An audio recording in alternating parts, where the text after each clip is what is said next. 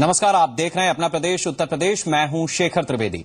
आगरा की पौष कॉलोनी खंडारी में मां बेटी की लोहे की रॉड से पीट कर हत्या कर दी गई। लड़की के साथ रेप की आशंका जताई जा रही है। दरअसल ये घटना उस वक्त की है जब पेशे से वकील लड़की के पिता कोर्ट गए हुए थे। दोपहर बाद जब वो लौटे तो घर के सारे दरवाजे अंदर से बंद थे। काफी देर तक जब दरवाजा नहीं खुला तो अंदर वकील की पत्नी और उनकी बेटी का शव मिला। इतना ही नहीं, उनके घर का सामान भी बिखरा हुआ पड़ा मिला। फिलहाल पुलिस पूरे मामले की जांच में जुटी।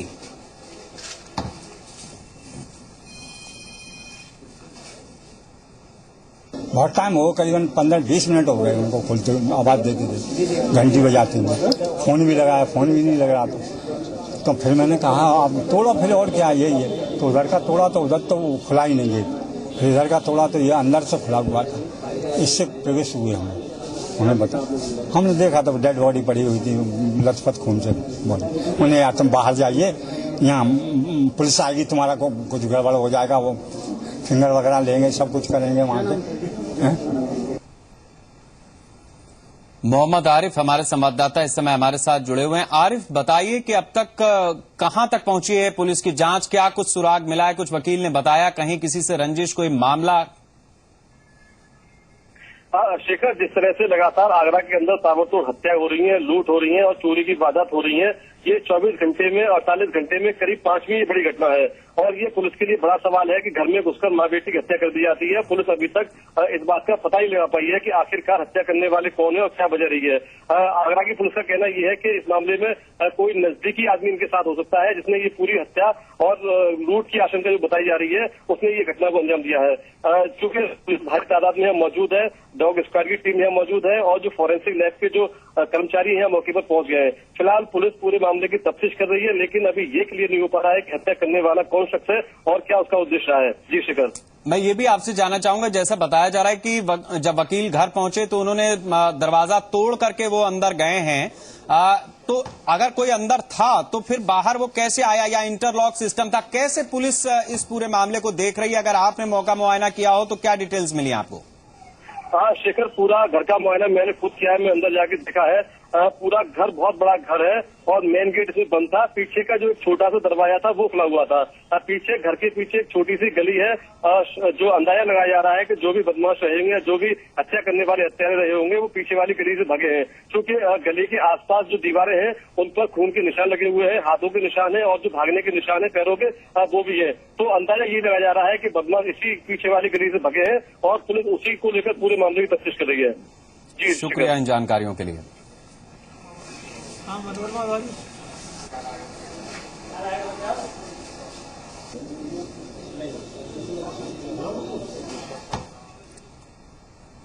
योग पर विवाद थमने का नाम नहीं ले रहा। All India Muslim personal law board की ओर से अब इस मामले में चिट्ठी बम फोड़ा गया। सवाल ये कि क्या योग के विरोध के बहाने कुछ और साधा जा रहा है? क्या योग करना गैर इस्लामी है? क्या योग के प्रचार प्रसार से इस्लाम खतरे में आ सकता है? ये सवाल इसीलिए क्योंकि इन्हीं सवालों के इर्द गिर्द शुरू हुई सियासत अब कुछ लोगों के लिए कई मतलब साधने का बहाना बन गई है। पहले बीजेपी के राम माधव ने ट्वीट के जरिए हंगामा खड़ा किया। अब all India Muslim personal law board के महासचिव मौलाना वली रहमानी की एक चिट्ठी सामने आई है। मौलाना ने सभी मुस्लिम संगठनों को लिखे पत्र में योग न करने का फरमान जारी किया है। पत्र में आरोप लगाया गया है कि ब्राह्मण धर्म और वैदिक संस्कृति इस्लामिक विचारधारा को नुकसान पहुंचाने के इरादे से अपना प्रभाव बढ़ा रहे हैं। रहमानी के मुताबिक सूर्य नमस्कार मुस्लिम परंपरा के खिलाफ है। लॉ बोर्ड ने केंद्र सरकार पर भी निशाना साधा है, जो योग, सूर्य नमस्कार और वंदे मातरम को बढ़ावा दे रहे हैं। लॉ बोर्ड ने पहली बार सीधे मुस्लिम संस्थाओं, संगठनों और मस्जिद के इमामों को चिट्ठी लिखकर अपील की है कि वो हिंदूवादी ताकतों के खिलाफ एकजुट हों। इतना ही नहीं, योग के प्रसार को संघ का एजेंडा करार देते हुए यहाँ तक कहा गया है कि भारत में इस्लाम खतरे में है। हालांकि इसे लेकर विपक्ष भी बोर्ड की राय से इत्तेफाक नहीं रख रहा।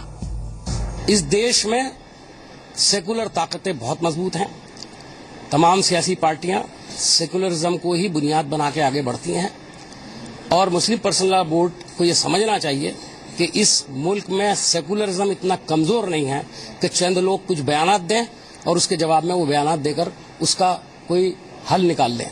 मैं समझता हूँ इसकी जरूरत नहीं है।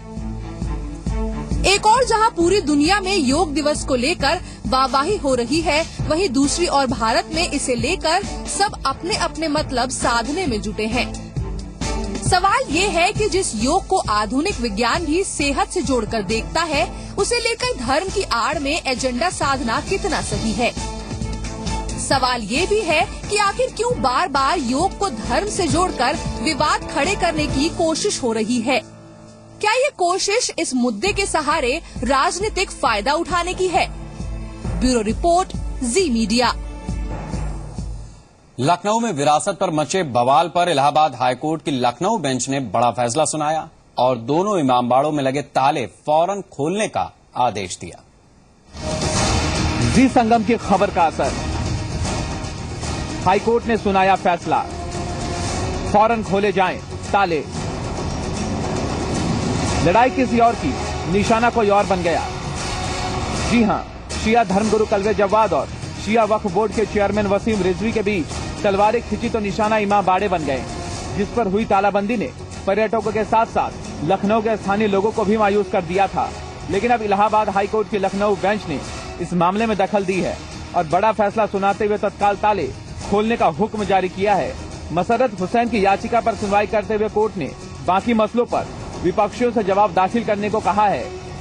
कोर्ट ने ऑर्डर किया है कि इमीडिएटली लॉक्स को खोला जाए और डीएम और आर्कियोलॉजिकल सर्वे ऑफ इंडिया से कहा है कि वहां पे आप अपना काम करें और जो सिचुएशन थी उन्होंने कहा कि जैसे पहले थी लॉकिंग से पहले वैसे होगी, टूरिस्ट वगैरह आने जाने में कोई अवरोध नहीं होना चाहिए, ये उन्होंने पिटीशन की। दरअसल शिया वक्फ बोर्ड के चुनाव के बाद से ही कल्बे जव्वाद ने वसीम रिजवी के खिलाफ मोर्चा खोल दिया था। इसके तहत पहले धरना दिया गया और बाद में इमाम बाड़ों पर तालाबंदी कर दी गई। हंगामा बढ़ा तो कल्बे जव्वाद की ओर से ताला लगाने की बात से इनकार करते हुए ये कहा गया कि ताला जनता ने लगाया है। इतना ही नहीं, बीते दिनों कल्बे जव्वाद ने अपने समर्थकों के साथ गिरफ्तारी भी दी। बहरहाल अब मामले में कोर्ट की दखल के बाद से इमाम बाड़ों के ताले तो खुल गए हैं, लेकिन नाक की लड़ाई के कई दौर अभी बाकी हैं। विवेक तिवारी, जी मीडिया, लखनऊ। आज रात 9 बजे इमामबाड़े पर अवामी जलसे के बाद मौलाना कल्बे जव्वाद अपना पक्ष रखेंगे। रात 9 बजे इमामबाड़े में अवामी सभा होनी है। इसके बाद कल्बे जव्वाद अपना फैसला लेंगे।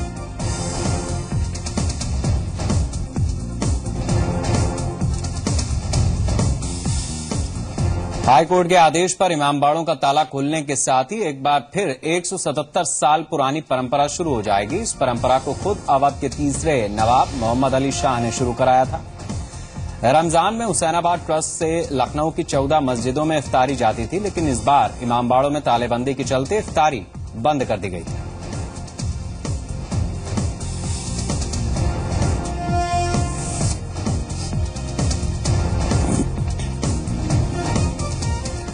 मुरादाबाद के नागफनी थाना इलाके में शराब पीने से 2 लोगों की मौत के बाद लोगों ने जमकर हंगामा किया। वहीं स्थानीय लोगों ने पुलिस पर भी गंभीर आरोप लगाए।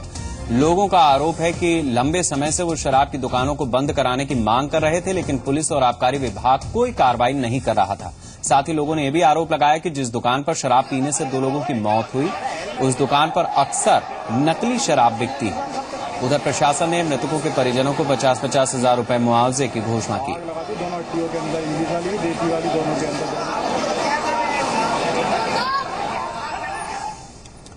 शराब के कहर ने जहां मुरादाबाद में 2 लोगों की जान ली, वहीं यूपी में शराब की तस्करी के कई मामले सामने आए।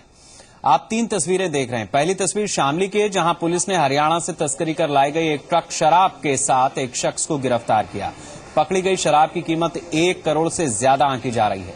इस शराब को मेरठ सप्लाई किया जाना था। दूसरी तस्वीर गोरखपुर की है, जहां पुलिस ने अवैध शराब फैक्ट्री का खुलासा किया। यहां करीब 15,000 लीटर अवैध शराब बरामद हुई। पुलिस ने अवैध शराब के कारोबार से जुड़े 3 लोगों को गिरफ्तार भी किया। तीसरी तस्वीर अलीगढ़ की है। यहां थाना गांधी पार्क स्थित बाईपास से पुलिस ने 270 पेटी इंग्लिश शराब पकड़ी है। ये शराब हरियाणा से इटावा ले जाई जा रही थी, जिसकी कीमत 10 लाख रुपए बताई गई। पुलिस ने शराब के साथ 2 लोगों को गिरफ्तार किया है। गाजियाबाद के मुरादनगर इलाके में लूटपाट के बाद 3 बाइक सवार बदमाशों ने पेट्रोल पंप मालिक दुष्यंत त्यागी को गोली मार दी। त्यागी को गंभीर हालत में अस्पताल में भर्ती कराया गया है।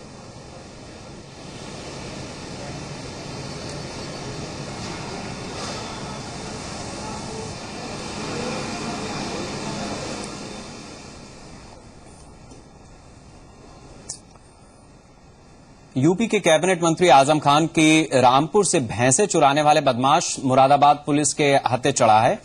पुलिस ने इस हिस्ट्री शीटर छुन्नन और उसके 2 साथियों को गिरफ्तार किया है। 2 बदमाश भागने में सफल रहे। गिरोह के सरगना छुन्नन ने अपने साथियों के साथ मिलकर नगर विकास मंत्री आजम खान की भैंसें चुराई थी।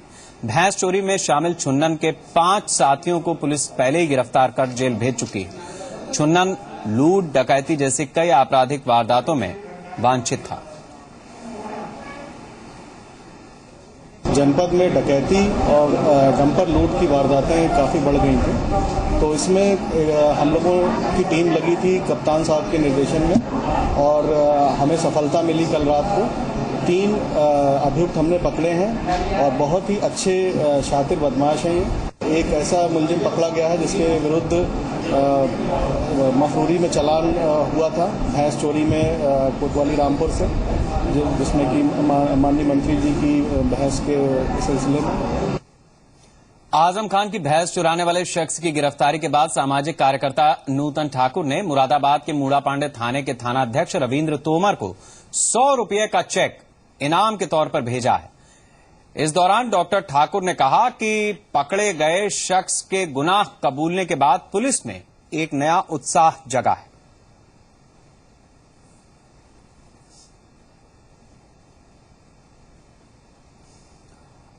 लखनऊ में यूपी कैबिनेट की बैठक में कई अहम फैसले लिए गए। लखनऊ चिड़ियाघर का नाम नवाब वाजिद अली शाह के नाम पर होगा, जबकि नवाबगंज पक्षी विहार का नाम चंद्रशेखर आजाद के नाम पर होगा।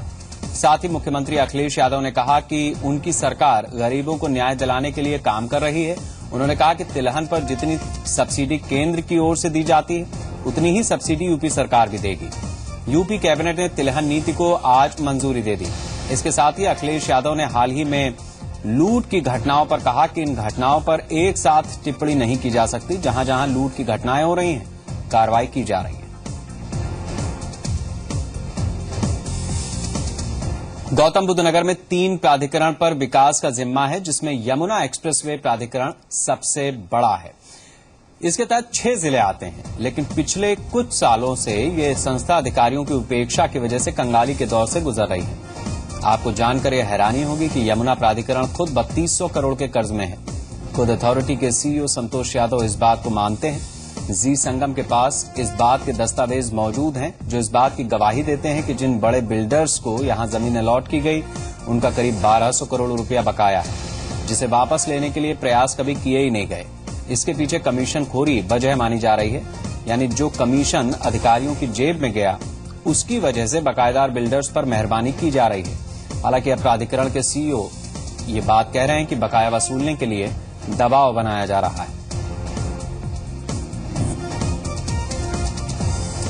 मैनपुरी के करहल ब्लॉक में मनरेगा में हुए 28 लाख के घोटाले के मामले में डीएम ने बीडीओ समेत कुल 5 लोगों के खिलाफ एफआईआर दर्ज करने का आदेश दिया है। दरअसल मामला 2014-15 का है, जिसमें मनरेगा के तहत कराए गए एक ही काम के लिए 2 बार भुगतान किया गया। डीएम चंद्रपाल सिंह ने मामले की जांच एसडीएम बीके अग्रवाल और जिला विकास अधिकारी मंजू श्रीवास्तव को सौंपी थी। जांच में घोटाला सही पाया गया, जिसके बाद करहल के बीडीओ राजकुमार समेत 5 के खिलाफ कार्रवाई का आदेश दिया गया।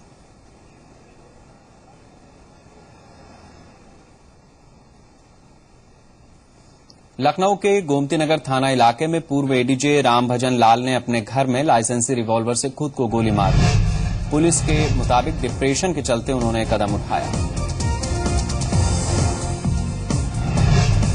इटावा की नवनियुक्त एसएसपी मंजिल सैनी इन दिनों खुद सड़क पर उतरकर कानून व्यवस्था संभाल रही हैं। अपराधियों पर लगाम कसने के लिए एसएसपी मंजिल सैनी ने खुद ही वाहनों की चेकिंग का बीड़ा उठाया।